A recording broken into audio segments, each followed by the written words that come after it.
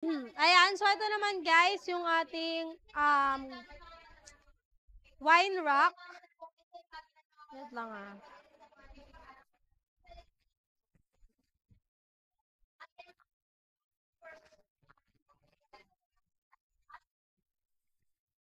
Ayan guys, is yung ating drying rack stand wine glass holder. So ito nga guys is, ano nga po siya, wine glass. Yes, lagayan po siya ng mga wine. Alam niyo naman yung wine, di ba, pag ganun, tapos medyo maliit na. So, pabaligtad niyo po siya ilalagay. Pabalik, kunwari, pag ganito siya, ito yung pinakamalaki. Gaganyan guys, tapos dito nakasabit yun.